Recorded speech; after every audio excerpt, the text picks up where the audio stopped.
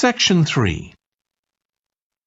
Okay, so what I'd like you to do now is to talk to your partner about your presentations on urban planning.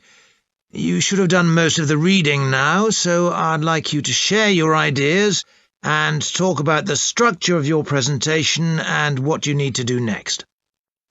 OK, Rob, I'm glad we chose quite a specific topic, cities built next to the sea. It made it much easier to find relevant information. Yeah, and cities are growing so quickly. I mean, we know that more than half the world's population lives in cities now. Yeah, though that's all cities, not just ones on the coast. But most of the biggest cities are actually built by the sea. I'd not realised that before. Nor me. And what's more, a lot of them are built at places where rivers come out into the sea, but apparently this can be a problem. Why? Well, as the city expands, agriculture and industry tend to spread further inland along the rivers, and so agriculture moves even further inland up the river.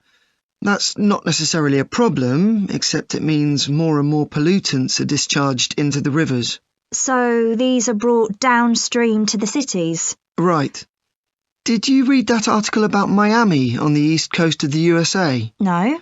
Well, apparently back in the 1950s, they built channels to drain away the water in case of flooding. Sounds sensible. Yeah, they spent quite a lot of money on them, but what they didn't take into account was global warming. So they built the drainage channels too close to sea level, and now sea levels are rising, they're more or less useless. If there's a lot of rain, the water can't run away. There's nowhere for it to go. The whole design was faulty. So what are the authorities doing about it now? I don't know. I did read that they're aiming to stop disposing of wastewater into the ocean over the next 10 years. But that won't help with flood prevention now, will it? No, really, they just need to find the money for something to replace the drainage channels in order to protect against flooding now. But in the long term, they need to consider the whole ecosystem. Right. Really, though, coastal cities can't deal with their problems on their own, can they? I mean, they've got to start acting together at an international level instead of just doing their own thing. Absolutely. The thing is, everyone knows what the problems are, and environmentalists have a pretty good idea of what we should be doing about them, so they should be able to work together to some extent.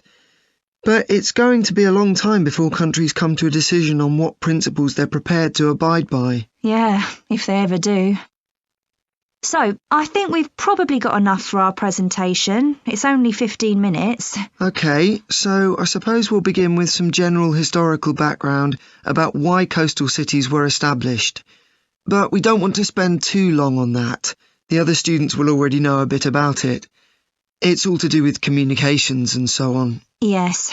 We should mention some geographical factors, things like wetlands and river estuaries and coastal erosion and so on.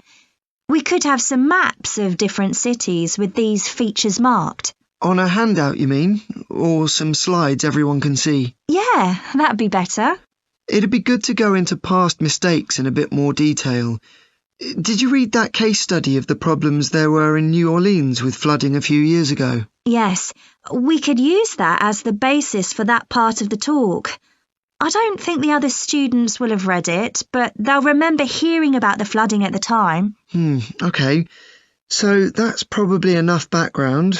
So then we'll go on to talk about what action's been taken to deal with the problems of coastal cities. OK.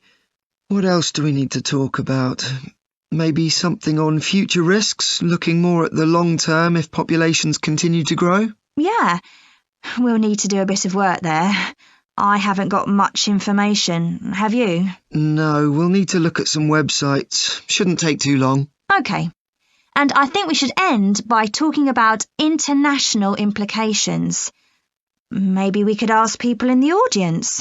We've got people from quite a lot of different places. That'd be interesting if we have time, yes. So now, shall we go on?